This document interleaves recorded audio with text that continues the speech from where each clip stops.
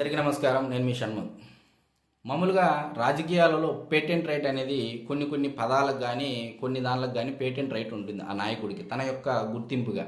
మరి ఒకసారి పాదయాత్ర, return gift అని ఈ రెండు పదాలకి ఒకసారి పేటెంట్ రైట్ గురించి మనం ఆలోచన చేసినట్టయితే పాదయాత్రకు patent right YS Rajasekhara Reddy గారికి ఇవ్వచ్చు. మరి అదేవిధంగా రిటర్న్ గిఫ్ట్ అనే పదానికి పేటెంట్ రైటు కేసీఆర్ గారికి ఇవ్వచ్చు.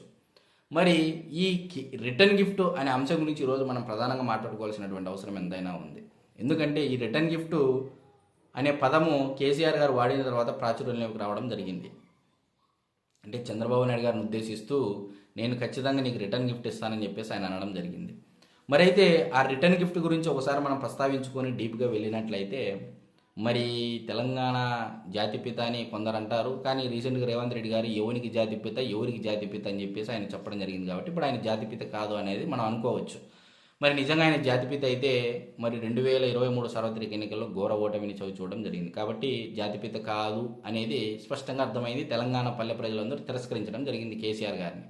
అయితే మరి కేసీఆర్ గారు రిటర్న్ గిఫ్ట్ అనే పదం అంటే రేవంత్ రెడ్డి గారు వరుస పెట్టి రిటర్న్ గిఫ్ట్లు ఇచ్చుకుంటూ వస్తూ ఉన్నాడు.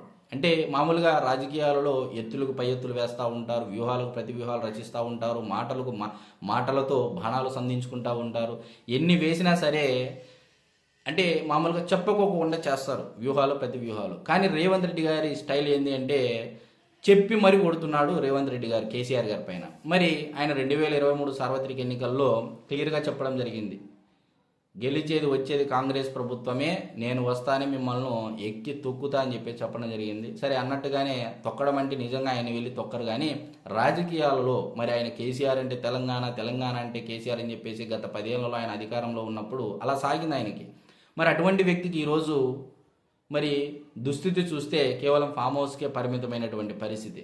సరే మరి మీరంతా అనొచ్చు కేసీఆర్ గారికి ఇప్పటికీ ఉందాయా, ఎలక్షన్లు వస్తే గెలవచ్చు అని చెప్పేసి అంటున్నారు. మరి ఒకసారి మీరు చూసుకున్నట్లయితే 2023 సార్వత్రిక ఎన్నికల్లో మొదటి రిటర్న్ గిఫ్ట్ ఇవ్వడం జరిగింది. మరి అదేవిధంగా పార్లమెంటు ఎన్నికలలో కూడా గుండు సున్న బీఆర్ఎస్ పార్టీకి రావడం జరిగింది. నిజంగా అంత బలం ఉన్నట్లయితే బీఆర్ఎస్ పార్టీకి కనీసం ఒక్క సీటు కూడా గెలుపొందలేదు అనేది ఇక్కడ మనం ప్రధానంగా గమనించాల్సినటువంటి విషయం. ఈరోజు బీజేపీ పార్టీకి అసలు బీఆర్ఎస్ పార్టీ కంటే బీజేపీకి ఓట్ బ్యాంకు తక్కువ.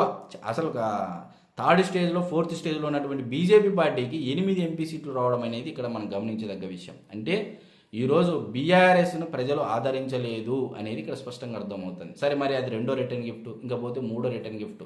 పంచాయతీ ఎన్నికల్లో 2/3 మెజారిటీ తెచ్చుకోవడం జరిగింది కాంగ్రెస్ పార్టీ. మరి ఆయన చెప్పి మరి కొడుతున్నాడు 2/3 ఖచ్చితంగా మాకు తెచ్చుకుంటాం కాంగ్రెస్ పార్టీకి అని చెప్తున్నారు. మరి 2/3 కూడా పంచాయతీ ఎన్నికల్లో గెలుపొందడం జరిగింది. మరి మూడో రిటర్న్ గిఫ్ట్ కూడా ఇవ్వడం జరిగింది. ఇకపోతే 4వ రిటర్న్ గిఫ్ట్ మున్సిపల్ ఎన్నికలలో. మరి మున్సిపల్ ఎన్నికల్లో కూడా 2/3 గెలుచుకోవడం జరిగింది. విజయ దుందుబి మోగించడం జరిగింది కాంగ్రెస్ పార్టీ. అంటే ఇవన్నీ ఆయన రిటర్న్ గిఫ్ట్లు చెప్పి మరి ఛాలెంజ్ చేసి మరి కొడుతున్నాడు రేవంత్ రెడ్డి గారు.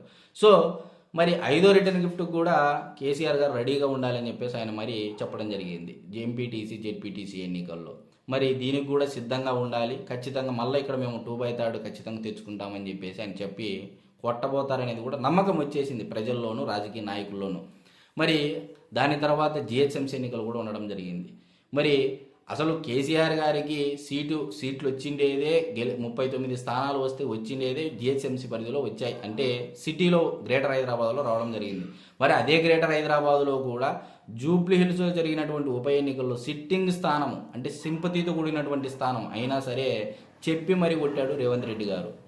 20,000 పైచులకు మెజారిటీ తెప్పిస్తానని చెప్పి చెప్పడం జరిగింది. అన్నట్టుగానే 20,000 పైన మెజారిటీ రావడం జరిగింది. మరి కేటీఆర్ గారు ప్రచారం చేశారు, వాళ్ళ మంత్రులు ప్రచారం చేశారు, అందరూ చేశారు. మరి ఎవరు కారణం దీనికి అంతటికి? ఈ రిటర్న్ గిఫ్ట్లు రేవంత్ రెడ్డి గారు చెప్పి మరి కొడుతున్నారంటే ఆ బలం ఏంది? రేవంత్ రెడ్డి గారు వెనుకున్నటువంటి బలం ఏందయ్యా? మరి ఆ రిటర్న్ గిఫ్ట్లు ఇచ్చేది ఎవరయ్యా అంటే ఫైనల్గా మనకు అర్థమవుతున్నటువంటి విషయము Telangana TDP cadre, Telangana TDP అభిమానులు, తెలంగాణ టీడీపీ కార్యకర్తలు అనేది రేవంత్ రెడ్డి గారి బలం అనేది. అంటే కాంగ్రెస్ పార్టీకి యాడ్ అయ్యిండేది రేవంత్ రెడ్డి గారికి టీడీపీ బలం అనేది ఇక్కడ స్పష్టంగా అర్థమవుతోంది.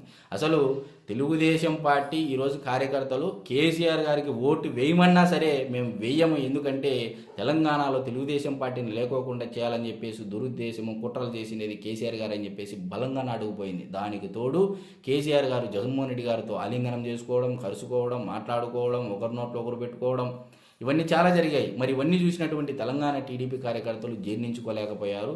మరి దీని ప్రభావం 10 సంవత్సరాలు అయితే ఖచ్చితంగా ఉండనుంది. అందుకే రేవంత్ రెడ్డి గారు 2034 వరకు కాంగ్రెస్ పార్టీ ఉంటుంది. ఆనాడు 94 నుంచి 2004 వరకు తెలుగుదేశం పార్టీ అధికారంలో ఉంది. 2004 నుంచి 2014 వరకు కాంగ్రెస్ పార్టీ అధికారంలో ఉంది. ఈరోజు 2014 నుంచి 2023 వరకు బీఆర్ఎస్ పార్టీ అధికారంలో ఉంది.